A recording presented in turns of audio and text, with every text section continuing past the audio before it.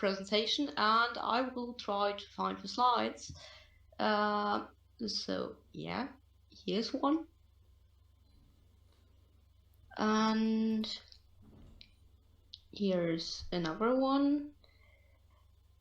And also, so yeah, first of all, we are going to talk a little bit about general info, then a little bit about the individual brain, the senses, optical illusion, language and the brain, sleep and dreams, and then time. So yeah. So first of all, let's start with the individual. No, of course, with the general info. So yeah, Ninef, go ahead. Yeah.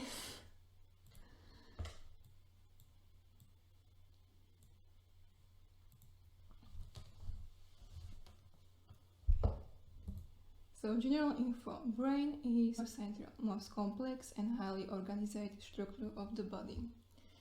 It's made up of more than 100 billion neurons that communicate trillions of connections called synapses. Regulates breathing, heartbeat, blood pressure, hunger, thirst, emotions, perceptions, and thoughts. Guiding our behavior, controls neuron system. Main task: maintaining the whole body in an optimal state. It is maximized chance of survival. Brain tissues can be strengthened or built up like a muscle with exercise. Cerebrum, dominant part of brain, divide into left plus right hemisphere.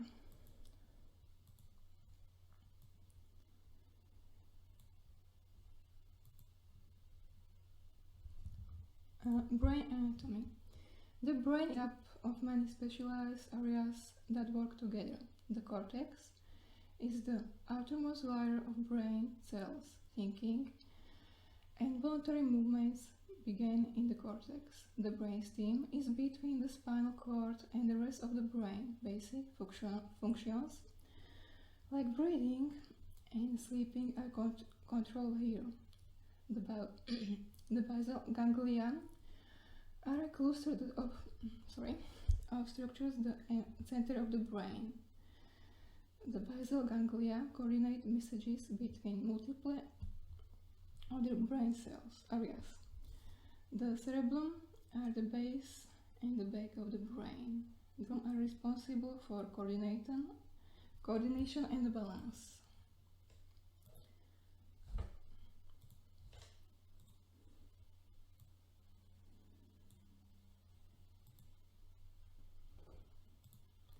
The brain is also divided in several lobes. The frontal lobes are responsible for problem solving and judgment and motor functions. The parietal lobes manage thinking, handwriting, and body position. The temporal lobes are involved with memory and hearing. The occipital lobes contain the brain's visual processing system.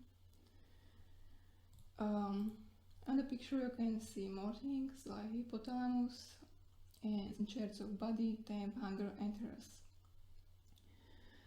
Brainstem controls breathing, heartbeat, facial expression and more.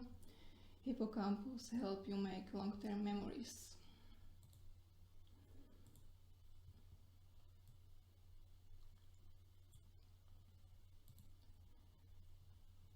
And something about neurons. Loading. The neuron is basic working unit of the brain, a specialized cell designed to transmit information to other neural cells, muscle or gland cells. Each neuron is unique. It's shaped by its history plus how it's used over time. Some weaken, some strengthen over time. Forming of connection via synapses or other neurons. Synapses is like communication sites for neurons. On the picture you can see like information is transferred.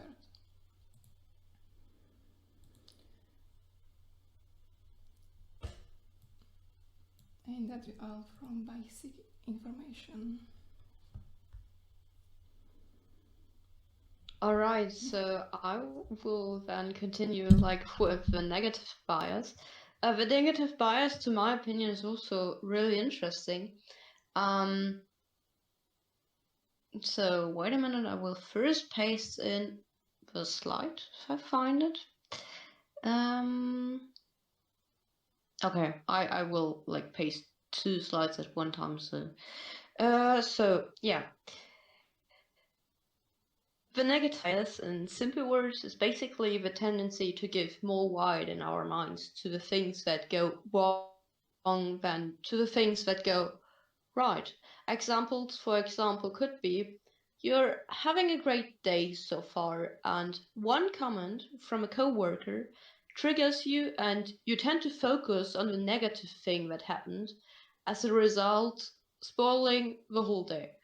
Or also thing of a negative bias is that some people might believe in false negative news quicker than in true positive news.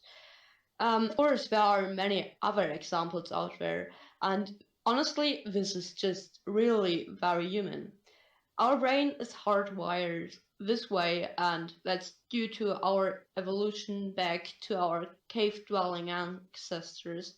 But fortunately, if we train our brain, we can shift from the state from negative to positive, so that next time this happens, you can go from focusing on the negative to focusing on the positive very quickly with greater willingness and awareness. And what's recommended like to do there is basically like just catch yourself in the moment and stop the negative self-talk. I know like this is like sounds easier as it is in the moment.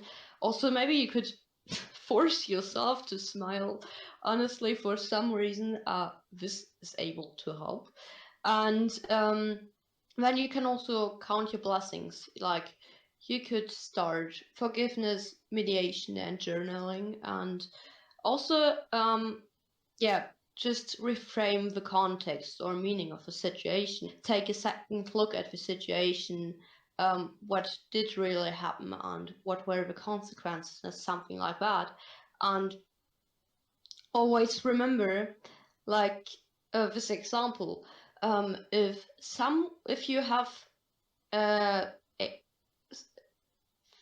oh my god, 68,400 euros on your bank account and someone would steal €1 from you, would you throw away the rest of the money, or would you rather like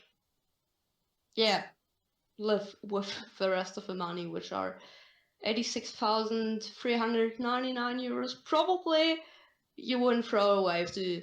And like this example just shows our day also has 86,400 seconds.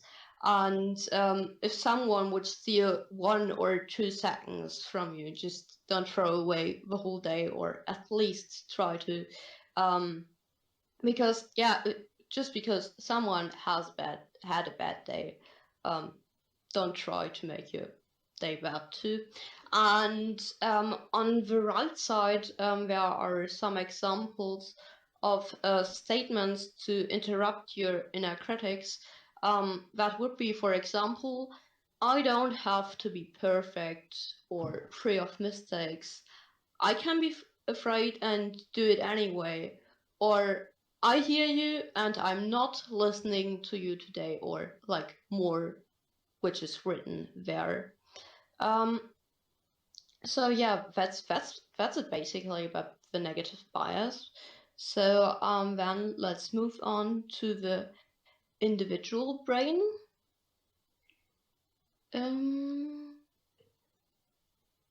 Yeah, honestly, like of course, each and every human is individual, and every experience forms the brain. At least it is like that, and from many people, and many people also think like every conversation, every surrounding person, every movie we watched could be able to form us. So basically, who you are is based on where you were. And of course, this changes also throughout the life, and for that reason, the individuality changes also. I mean, when we are born, we are kind of helpless. We need 1 year to be able to walk, 2 years for being able to talk, and animals are faster in doing that, but the brain of animals is predefined by the nature, which is then less flexible and is more able to respond to changes in their environment through evolution. Um, where was I? I lost the track, honestly. Yeah, okay, but humans are more flexible, and the brain cells of a little child are as much as the ones of an adult. The important thing is just how they connect. When we are born, they are unconnected, and they connect very fast in the first years of our life. Um, yeah, for example, 2-year-old child has 100 billion cells and even more, which is 2 times as much as the brain cells of an adult. But as I said, it's just important how they connect, and because the brain cells are basically too much, that's why unused cells get deleted throughout the time. And that's also when the connections get lesser, but remaining connections get more strained. In the language we hear in our childhood, for example, our senses are shaped for different loops. When we are a little child, we still have the ability to differentiate between the different loops, but the ability gets lost throughout the time. For example, Japanese children can then no longer hear the difference between L and R, but were able to do so when they were younger. So yeah, that's why we are probably formed by the environment we are born into, so that genes could be a foundational stone um, for genes would be a foundational stone for being able to do that. So yeah, that's also why we probably are formed through genes and environment. And a good example for that are the wild children. They just show the flexibility. Um, I will tell you a little bit more about that later. And for now, I just wanted to inform you that the brain changes also until the age of 25. I mean, like, has the big rebuilds there, but that doesn't mean that the personality stops to change after the age of 25 at all. I will, like, later also bring an example of taxi drivers in London, where we found out something really interesting. And also, it's really important to know, I mean, it's kind of obvious, if the brain changes because of illness or damage, the human isn't recognizable as the human he was. And there's, for example, this example of Phineas Gage. I will also tell you a little bit later about that. So yeah. First of all, like, now to the wild children. I mean, there were always myths about the wild children, even in the antiquity. For example, the founders from Babylon, who was raised by birds, or Romulus and Remus, who were raised by wolves. Um, and also one example I searched for was the example of Amala, 2 at that time, and Kamala, 8 at that time, who were raised by wolves. And they were found in 1920 in a termite mound. And when they were found, they behaved like wolves. They went on for foods, growled, barely. They did not want to wear clothes, and they tried to bite and scratch people who got near to them, and didn't want to have cooked food at all. And when we got into a foster home, Amala soon died, and Kamala got soon socialized, but she never learned the language. And another example is one example by Frederick II, who was doing a little experiment in 1211, and he did an example with children who were left without love. Because he basically just wanted to detect what the languages children are born to use. But in the end, it was basically detected that the children died because they were raised without love. Because, yeah, in this experiment, just body needs were covered. And this example that the children soon all died raises the assumption that also affection is necessary to stay alive. And as I mentioned earlier, I wanted to give you the example of the taxi drivers in London to show that the brain changes throughout the life. So basically, it's like pretty difficult tests they have to take. They have the taxi drivers, of course, have to commemorate the street net of London, which are 320 different routes, 25,000 streets, and 20,000 important places. And what was found out in one research was that most of the people had a bigger part of the hippocampus. And the longer they were to job, the bigger was the back part of the hippocampus. So this also raises the assumption that, yeah, the brain or specific parts of the brain can grow with the time. And yeah, it also shows that the brain probably is a sum of our experience forms, or that the sum of our experience forms the necessities of our brain. That's also why, of course, like no two brains are alike, and every brain is individual, although we all have the same basic plan. And last but not least for this topic, I wanted to show you the example of Phineas Gage. So Phineas Gage suffered severe brain injury from an iron rod penetrating his skull, of which he miraculously survived. But after the accident, Gage's personality was said to have changed as a result of the damage of the frontal lobe of his brain. So this example, for example, shows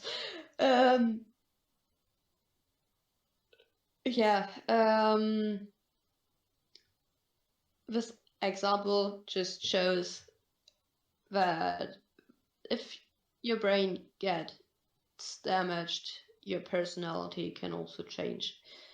So yeah,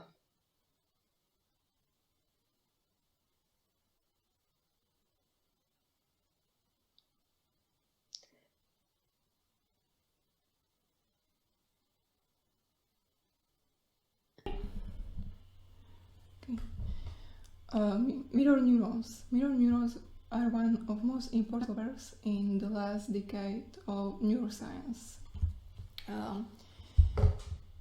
Defects in the mirror system begin linked to disorders like autism. Mirror neurons are a type of brain cell that respond equally when we perform an action and when we are witnesses someone else perform the same action. They were first discovered in the early 1990s when a group of researchers placed electrodes in the part of macaque monkey's brain to study neurons specialized for the control of the hand and mouth actions. They record electrical signals from a group of neurons in the monkey's brain, while the monkey was allowed to reach for a piece of food. So the researchers could measure their response to central movements. They found that some of the neurons would respond when the monkey saw a person pick up a piece of food, as well as when the monkey picked up the food.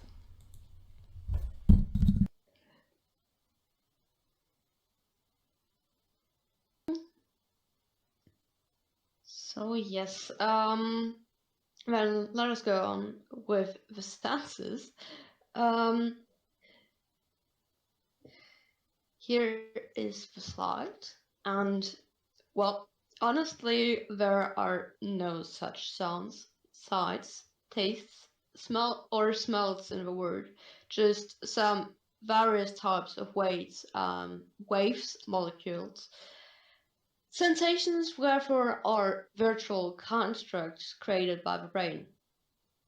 The sense organs begin transforming information by stimuli, and each sense organ is specialized to different stimuli.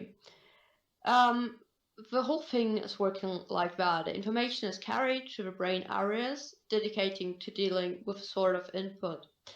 And some of the information, or more sensations, are consciously experienced, but most remain unconscious.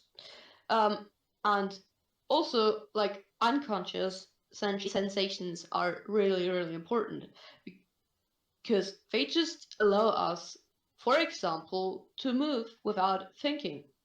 So yeah, that's why sensations are really not the way some might think. And enough, you're doing great, really. Thank you. I'm just under stress. Yeah, no worries, absolutely not. You're really doing a great job. Okay, calm down. So, again, so how does the ear work and how we can hear? So, hearing is the result of the collaboration between the ear and the auditory brain. Hearing requires a series of action and reaction to work. The process involves many parts of the ear working together to convert sound waves into information the brain can understand and interpret as sounds. So sounds activate the auditory system, and series of steps convert these sounds into electrical signals to get the process rolling.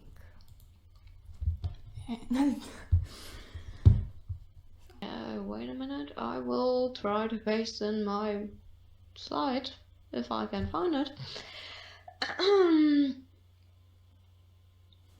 So let's follow with.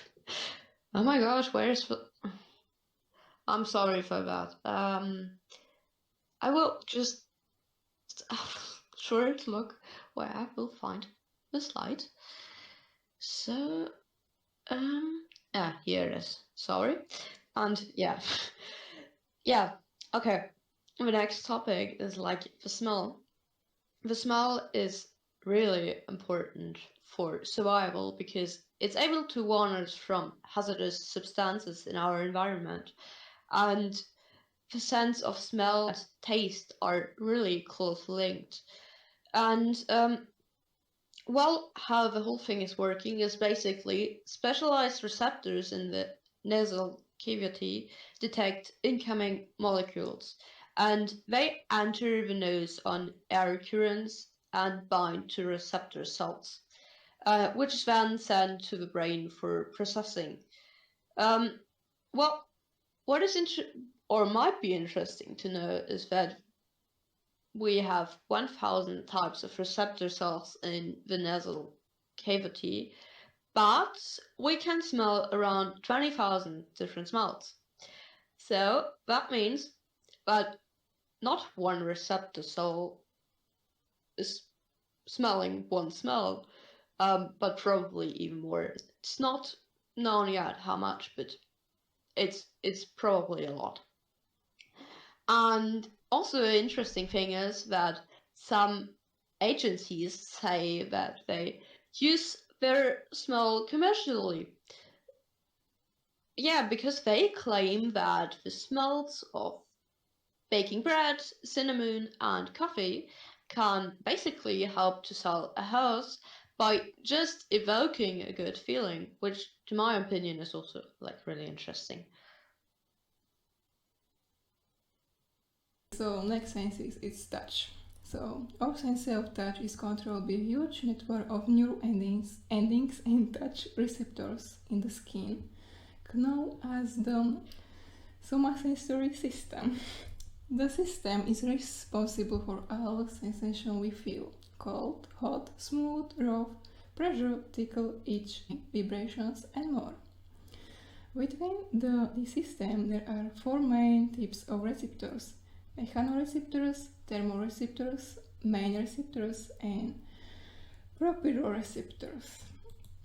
So now a little bit about pain. So how we feel pain. Pain receptors in the skin are activated by tissues damage. A signal travels up the peripheral nerve to the spinal cord. Between the spinal cord, chemical messengers, neurotransmitters, are released. These activate the nerves that pass signals to the brain. The thalamus releases the signals onto somatosensory cortex, sensation, frontal cortex, thinking, and limbic system, emotional response. And basically everything is shown on the picture how it's work. Like you, when it's pain, and everything is shown there. So yeah. So yeah, a little bit about some really interesting mixed senses. There's, for example, the McGurk effect. This is a perceptual phenomenon that demonstrates an interaction between hearing and visiting, like watching person to speak something. And here the thing is that illusion occurs because what you're seeing basically clashes with what you're hearing.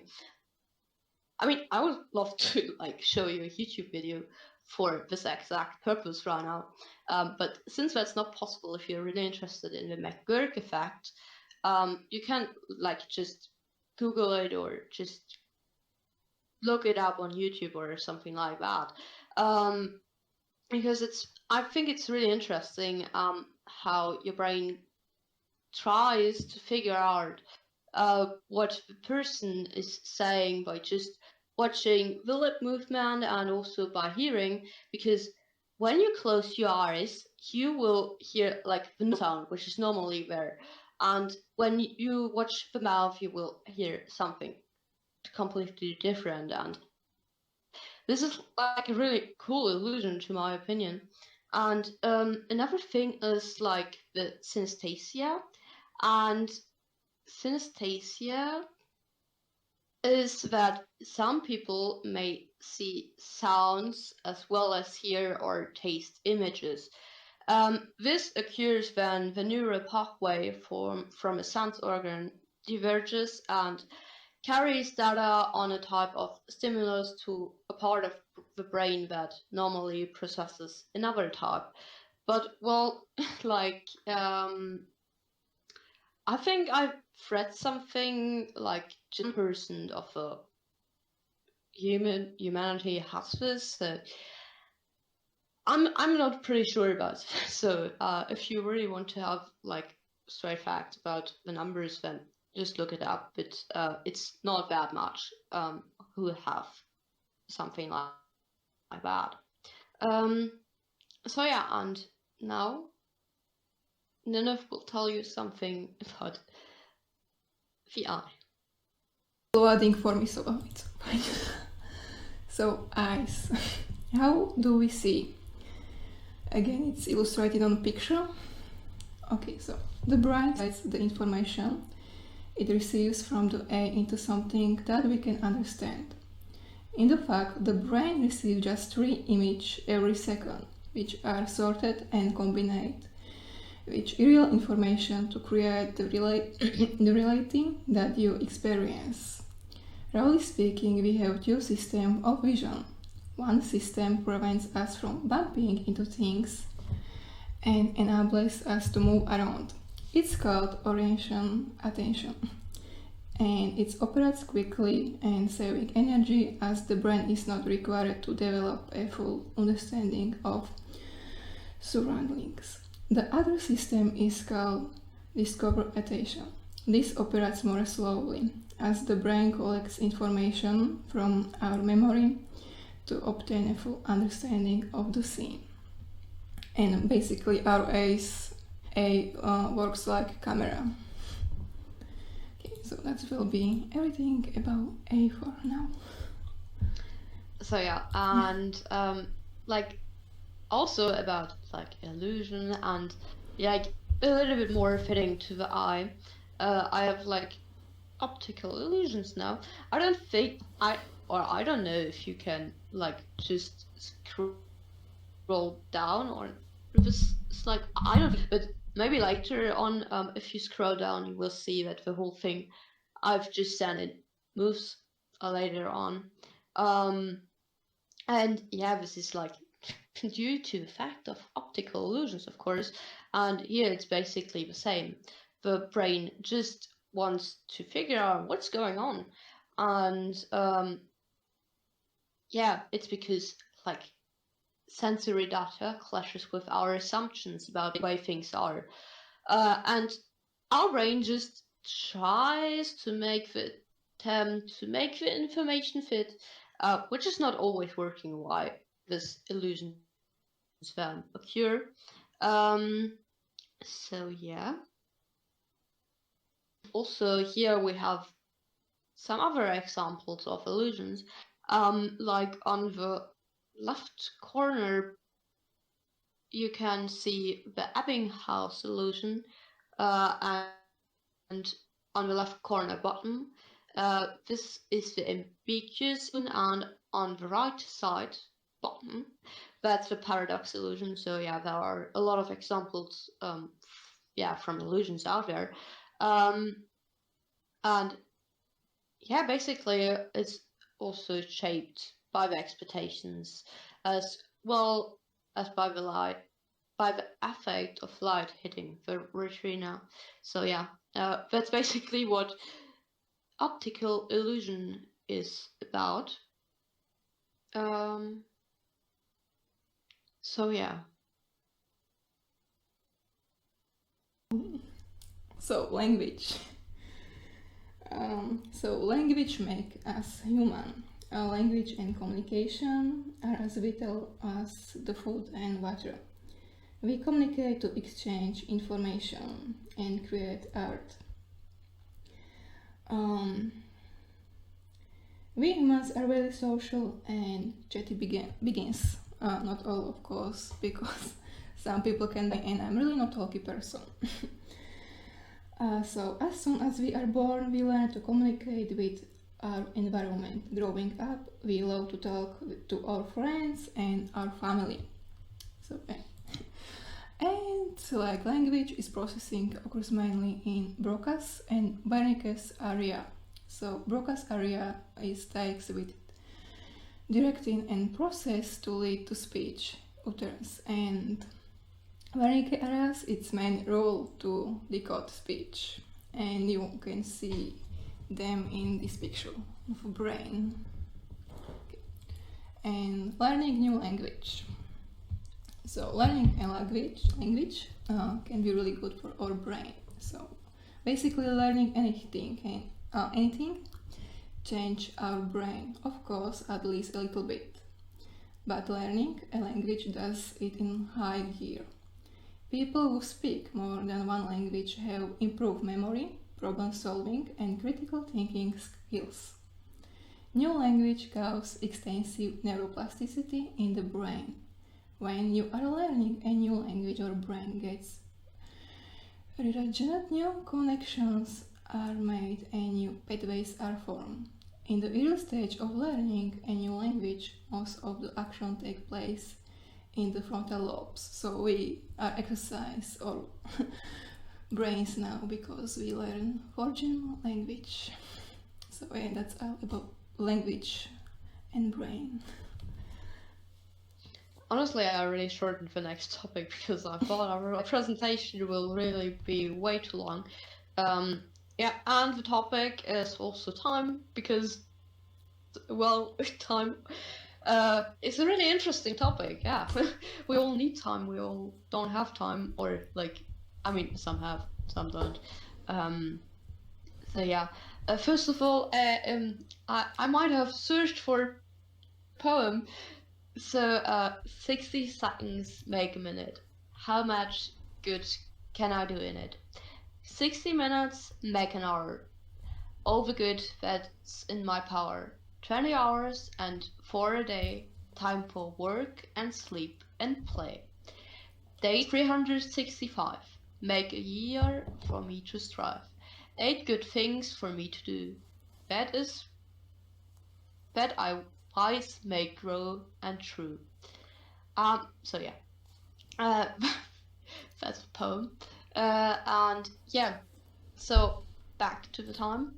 Time is really not a constant in the brain. I think we all might know that from like maybe, for example, boring classes, because they were really slow passing by, while playing a game, which is a lot of fun, really speeds totally up.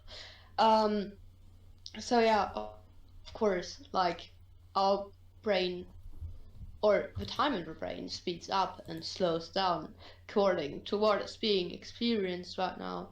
And what's also really interesting is that stimulants like caffeine speed up the brain because they just allow more external events to be registered. And as I mentioned earlier, the passage of time as we experience it, or like the subject of time, is not the same as time measured by our clocks, which is then the object of time. And what's also really interesting to my opinion is that the brain is also backdating time. That's why the illusion of immediacy created by a mechanism of our brain, which backdates conscious perceptions, is created back to the time when the stimulus first entered the brain. So that's why we're somehow tricked into thinking that we feel things earlier, although we haven't even felt a pain when we hit the corner or something like that. But we think it was like that. And yeah, so that's basically everything for Rana. And join us back in classes chat. Everyone, join us back in classes chat.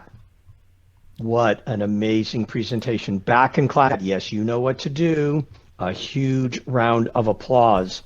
What an amazing presentation. Emma, thank you so much. Ninive, thank you so much. What an amazing presentation. We're going to have questions and answers. We're going to have questions and answers. First, a huge round of applause for Emma and for Ninive, their presentation on the brain.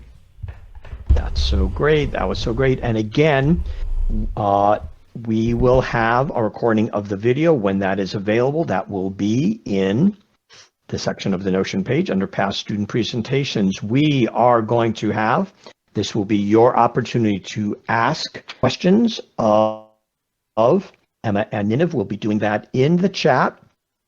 You can type your questions there in. Gentlemen, Emma, what an amazing presentation. Thank you so much. Tell us a little bit about how you each developed your interest in the brain. What brought you to give us this amazing presentation today? And while Emma and Ninive are doing that, go ahead and form your questions. Go ahead and type them into the chat, and then we will scroll down and see those. Just quickly, a bit about your interest in the brain. How did that develop to each of you? Well, honestly, like I think or my brain thinks that the brain is really interesting, which is also really interesting. That the brain again is thinking about itself. Yeah, because of course the brain is just what forms us. It is what makes us each individual. It makes us to the humans we are, and there is so much to experience out there, and there's really so much which isn't experienced about the brain yet. And I mean, I think it would be really cool just to, yeah, maybe someday be engaged in something like that myself, and maybe find out something about the brain myself, for example, or just to learn more brain, because it is a really interesting topic. It is what forms us each and every day.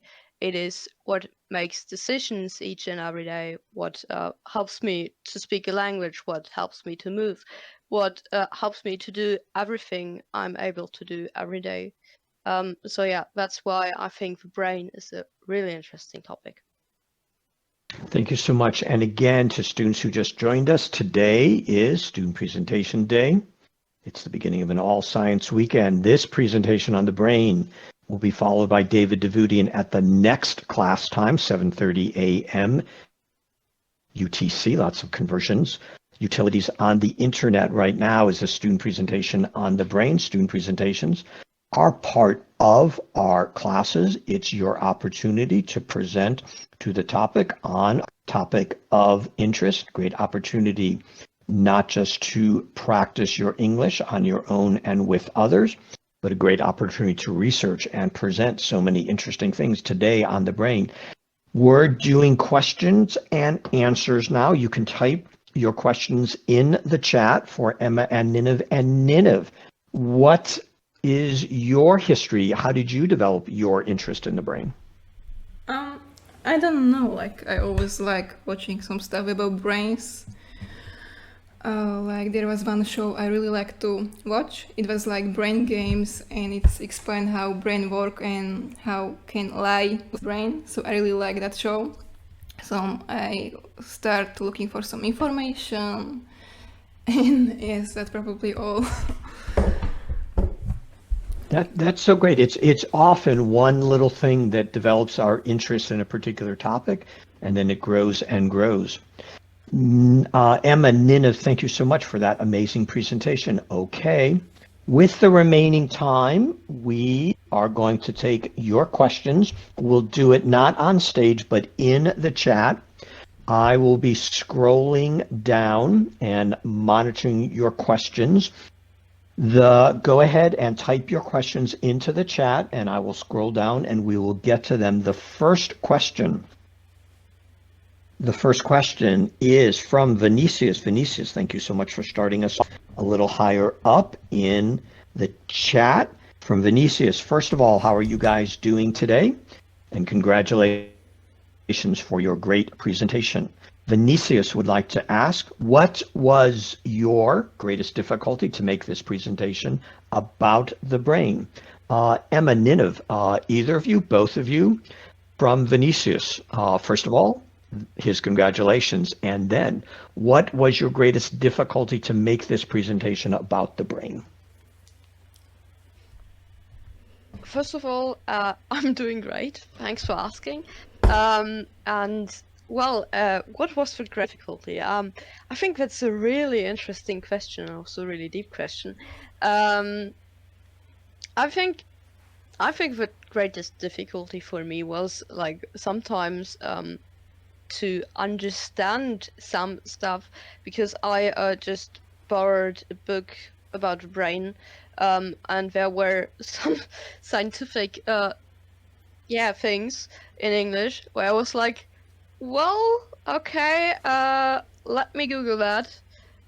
And well, to be honest, I didn't even understand some words in my native language, so I was like, okay, let's have a bigger look into that. And I mean, I was really interested in that, so that was not a problem or something like that. but still there was a difficulty to read the whole stuff in English, and then realize, oops, you don't understand this, so let's try to translate it to your native language. And then again, I was also like, okay, someone explain me that and ask the internet. Therefore, and also I think it's sometimes it's also really hard to sort out stuff about the brain, because at the beginning I had so much information and I was so much into this topic, and I was like, oh my gosh, this is everything so interesting. I can't even throw a single information out here. Yeah, so this was like really difficult for me to sort out informations, and also to try to explain it like in a simple way. Yeah. Thank you so much. Vinicius, thank you for your question. We are doing the question and answer portion of the presentation. You can type your questions for Emma and for Ninive into the chat. You can type your questions. You can type your thoughts about the things that you've heard in the presentation. Ninive, your thoughts on Vinicius's great question. What did you find was the greatest challenge in making the presentation about the brain?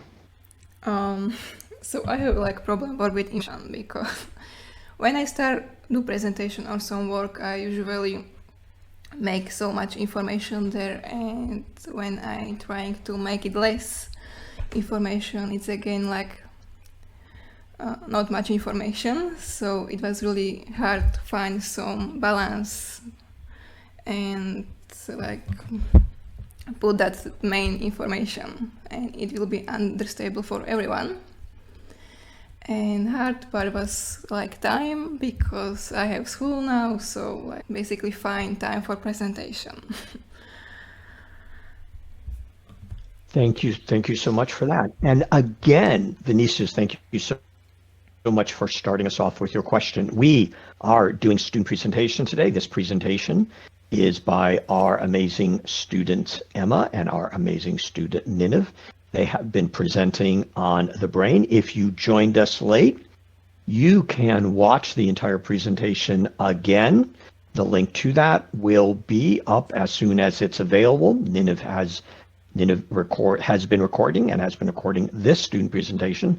The link to that will be on the Notion page under the section Past Student Presentations. And we are doing questions and answers, your chance to ask Emma and Ninive your questions about the presentation. Class is scheduled for about 10 more minutes. If we have more questions, we will extend. Class itself is scheduled for about 10 more minutes. Kane, thank you so much for your great question. Emma and Ninive from Kane, can brain renew their cells? Are the cells renewable in the brain? Emma, Ninive, your thoughts on that? Before I answer the question, like one short question is like the question more about like can the brain renew their cells if there was already damage, or is it just about like creating new cells in the brain? Emma, you set yourself up for that one. Both, please. Both, please. Oh my gosh. Well, first of all, yeah, I just read some books about brain, so I'm not really that much into that topic. So I can't give you a professional answer. If you want to have like more professionals, just read books and go to the internet, watch YouTube videos, whatever. But well, now to my opinion. Well, I think yes, they can, because I think I read something that like they can renew and generate their cells, particularly in the amygdala and the hypothalamus if the brain was already damaged. And also, of course, the brain is able to create new cells, because like, if you start to learn something new, your brain will always create new cells. Yeah, I mean, like if you're doing something when like schooling your fine motor skills, for example, then like of course new cells will be generated and will be set up in the brain. Emma, thank you so much. Ninive, your thoughts on can parts of the brain renew itself? Yes, I agree. Like with Emma, like I think it depends. Like when it's like damage some cells, how much it's damaged. So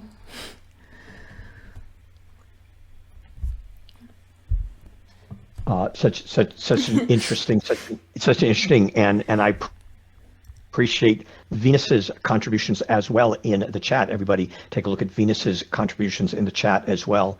Kane, thank you so much for your great question. We are doing the question and answer portion of our student presentation on the brain by Emma and Ninive. From Mehdi, Mehdi says, thank you both for the presentation. And Mehdi's question, do you think illusions happen due to interference of the senses, or is it just a superposition thing like metaphysics? And let me go ahead and ask that question to Emma and Ninive. And Mehdi, perhaps you want to provide a little more information. There is a phenomenon in physics, superposition. I'm not sure exactly what you're asking about that. If you want to provide some more information in the chat, we would love to see that. But your thoughts in general, Emma and Ninive, about illusions. You presented, part of your presentation was on optical illusions, and Emma, you spoke to this a little bit.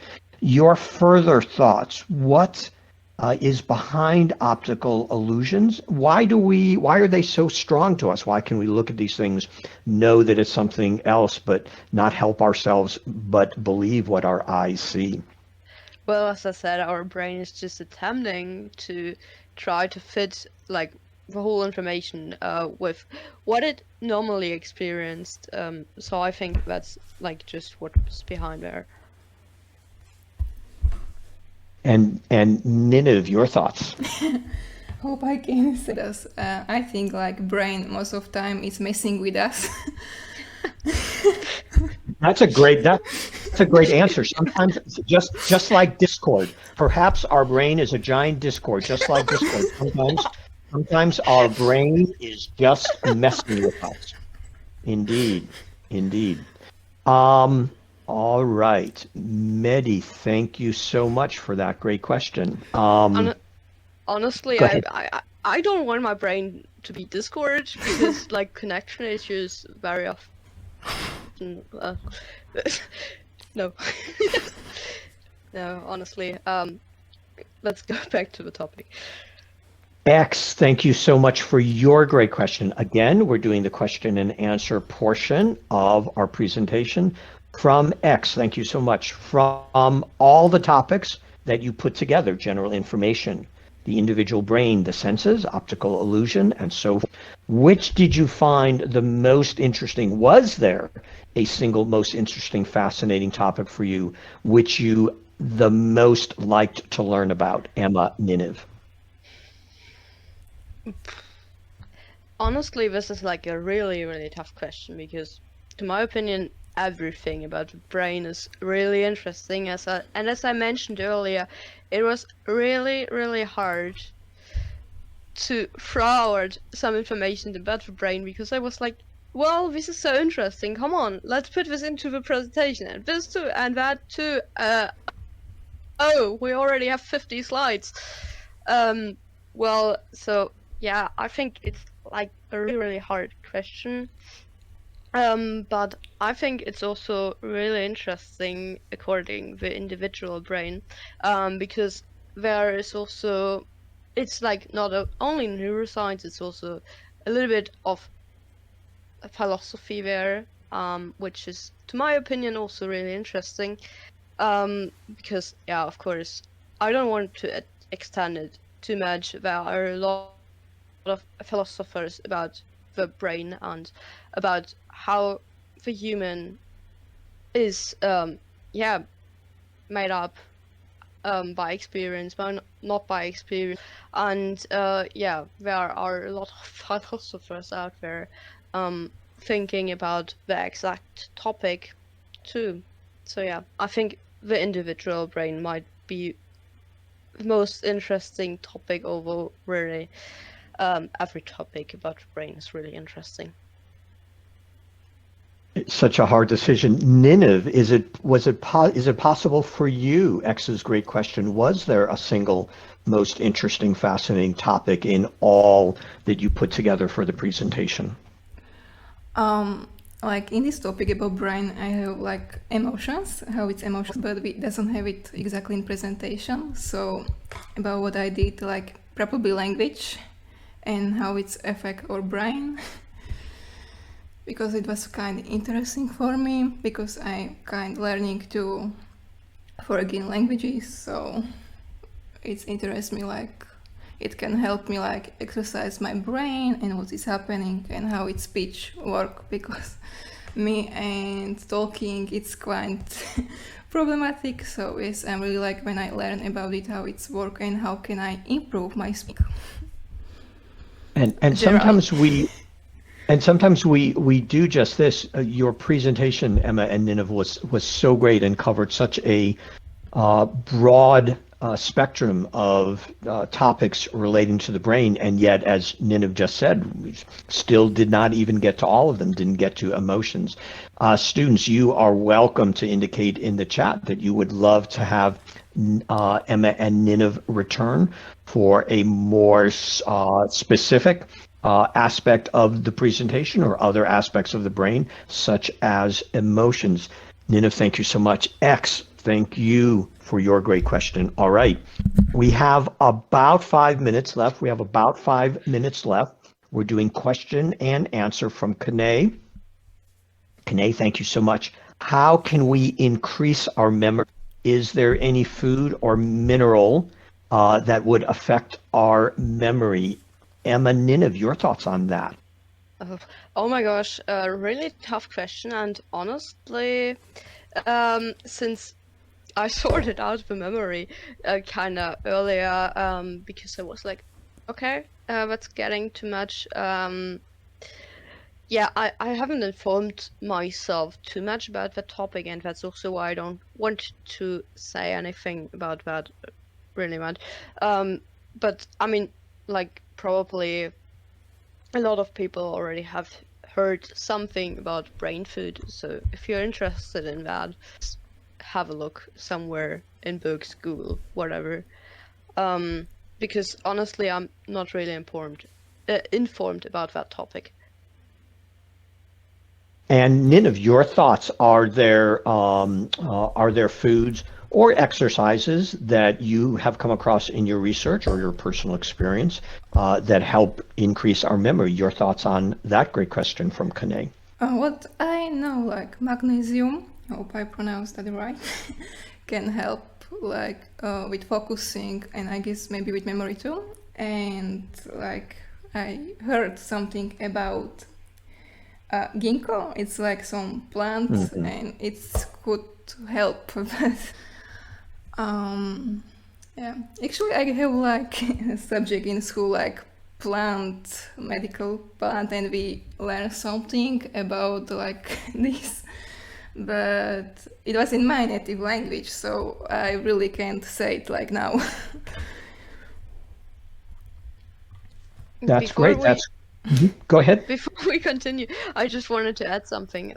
So please just keep in mind that memory is, of course, always in each and every human, apart from like really some people who have super memory fade with the time, and that forgetting is absolutely necessary to just get a perfect of like our memories at the moment, which lead us just through our lives and help us to value everything. And I mean, just to mention, like, before people think, oh my gosh, I want to have super memory. Well, I mean, it might sound great, but if you can really remember everything in your life, it's sometimes not that great. So just wanted to like add this a little bit. Thank you so much. Thank you so much. We are about to the end of class. I think that was all the questions. We have time for maybe one more question if someone wants to type in the chat. I also want to thank everyone who has been so great about participating in the chat. Just to mention a few towards the bottom of the chat. Rainbow, thank you for your contributions to the question. Rainbow, Kane, Venus, Brackets, thank you all so much for your contributions to the questions. I think the last question will come from Mo.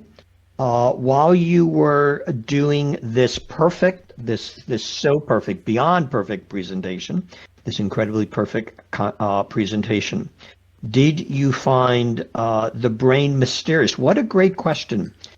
Did you find all this material in fact mysterious? Did you find some studies that seemed not 100% proven?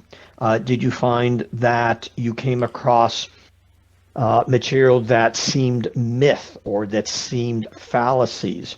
What did you find, Emma and Ninive, in your research? What was the distribution behind? Was some of the material seem to be very clear, absolute, certain? Did some of the materials seem to be unclear?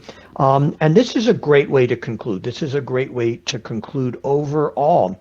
What is your sense of how well we understand the brain? How much remains a mystery? What do you each think is ahead in brain research? What a great way to end. Mm-hmm. I think there is so much ahead because, well, we don't know that much about the brain. Because also, as I mentioned earlier, as I read the book and also some other books and like went into Google, yeah, I was also interested in some specific topics and was like, oh my gosh, this is so interesting. Come on, give me an answer. What's behind that? And then it was like, well, we haven't found out yet what's behind there. So I think there is really a lot to find in the future. And also, I mean, there are also some like computations, things like just to like get better brain surgery, and people will continue and are working on that to get better outcome of the patient. So something like that. And I think, yeah, honestly, there is really a lot in the future to be just new from the brain. Emma, thank you so much. Ninive, your thoughts on Mo's great question. How much did you find that was certain? How much remained mysterious? And what do you think is ahead in brain science? I think there is a lot of things like we will discover about brain. And like we already know a lot of things, but maybe in future we'll discover like some things are wrong, who knows. But I think there is a lot of things we still discovered. And like there was like part of presentation I didn't present for some reason. It was like sleep and dream. And basically about dreaming, we doesn't know much things and everything is basically just theories. Emma, Ninive, we cannot thank you enough, everyone. We're going to close the class formally in just a few minutes. We'll take a look at the upcoming schedule. If Teacher Deminade is in a place where she can, we'll hear what's coming up in her classes. But before that, everyone, a huge, huge round of applause. I don't even have to ask, just as you've been doing.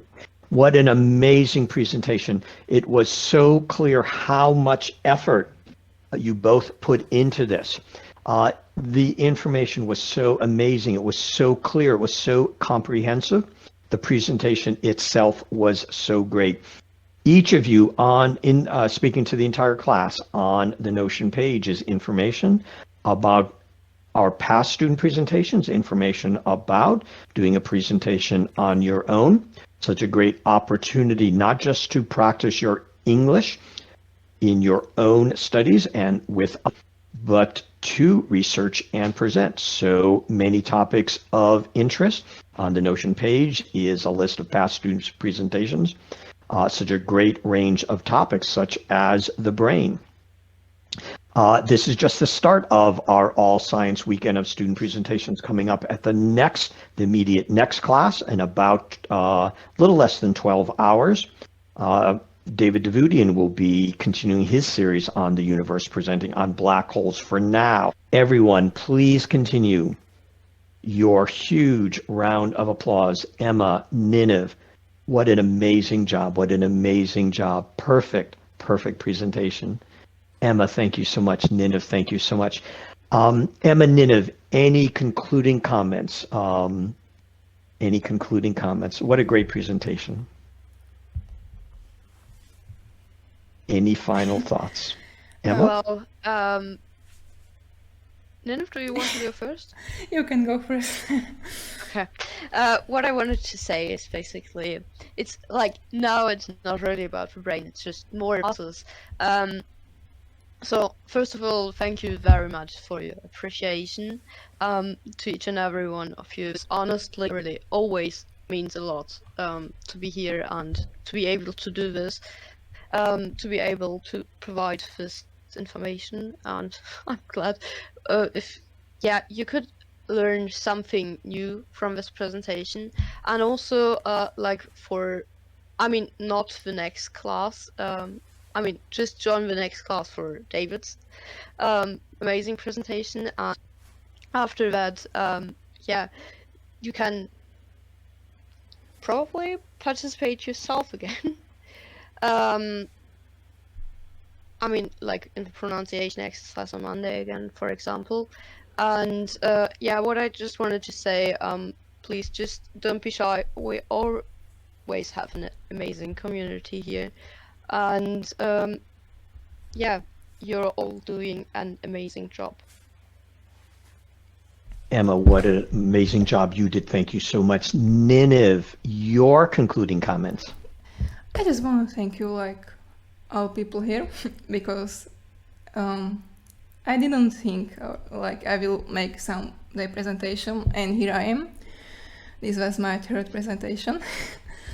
So yeah, and I was really under stress when I was making this presentation, presenting. And when I'm under stress, I lost ability to speak. So hope it was fine. And I'm looking forward for tomorrow presentation. So I guess that's all I will say now.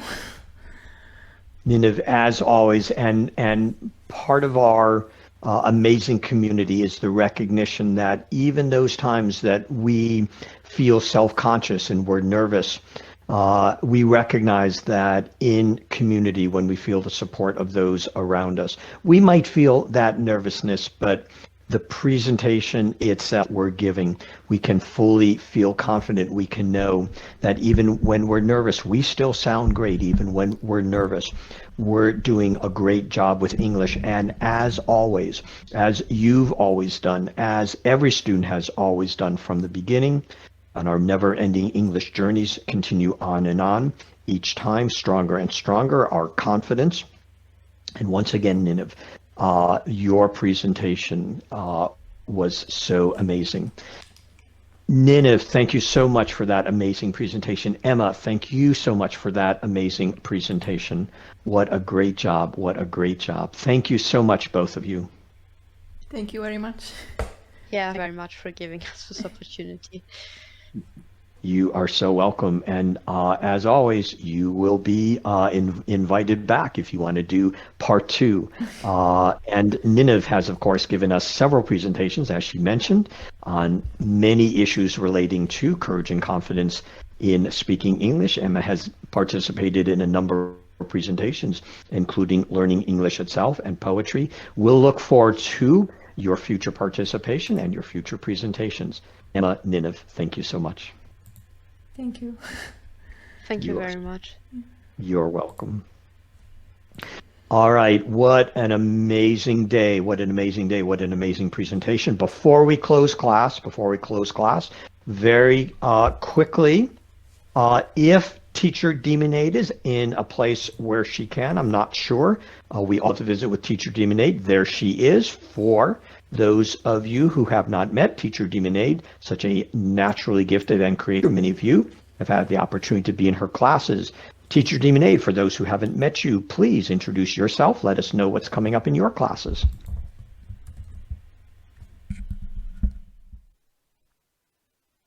Hi, can you hear Hi. me? Yes, we can. Okay. I'm Demonade, and I'm also a teacher here on the English server. And yeah, next week on maybe on Tuesday, but definitely on Wednesday will be my next class at 6 p.m. UTC. And we will do the exercise called emoji sentences. It's kind of like the picture exercise. And there we will focus on spontaneous self-expression.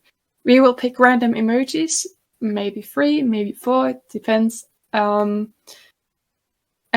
we will write sentences about those random combinations, trying to make sense. The most important thing about it is that we try to come up with a way spontaneously to express ourselves.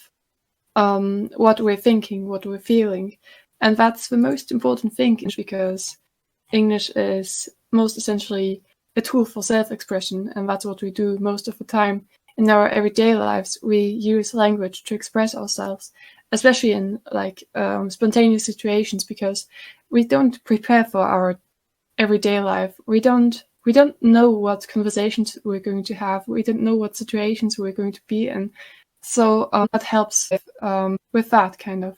And it's also a very creative exercise. So it doesn't only help with that, but also with self-expression in a creative way. So it's also very helpful for writers, for example. So yeah, that's what we're going to do on Wednesday. And perhaps I will also return for Tuesday for a class. What isn't clear yet. But yeah. You can see those different topics on my Notion page. The links to that are in the chat now, where you can see the exercises and with descriptions and also my schedule. So, yeah. And again, to Nineveh, great job with the presentation. That was amazing. Demonade, thank you so much, and we can't wait for your next classes. See you soon. See you soon. Bye-bye. Bye-bye. Bye-bye. All right, everyone, we're going to close the class. Coming up on in my classes, take a look at the Notion page. Tomorrow we'll be doing 2 question and answer sessions, again, to students who are new. When I teach, it is twice a day, 12 hours to meet the needs of opposite time zones. The immediate next class will be the next in our All Science Weekend. David Davudian, continuing his series on the universe, will be presenting on black holes, and that will be followed by 2 question and answer sessions. Then, as we mentioned, the following 2 sessions, Sunday and Monday, all days and times are UTC. Lots of conversion utilities on the internet. Teacher Demonade, principally, I will be assisting, will be presenting on the next phase of study groups. Study groups is your opportunity in a dedicated, focused way to get with others to practice what we do in classes. Join us as Teacher Demonade discusses how we are going to roll that out with our initial group of 20. On Monday, we'll do 2 sessions on the pronunciation exercise. All right.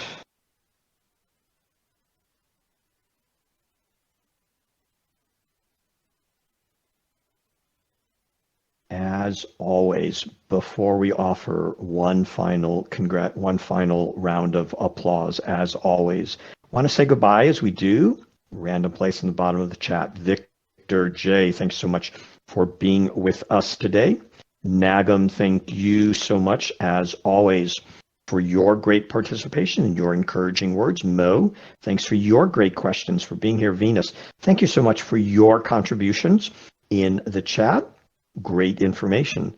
Hi, Kiki, good to have you in class. Hi, Kronos, good to have you with us. Hi, Kane, thank you for your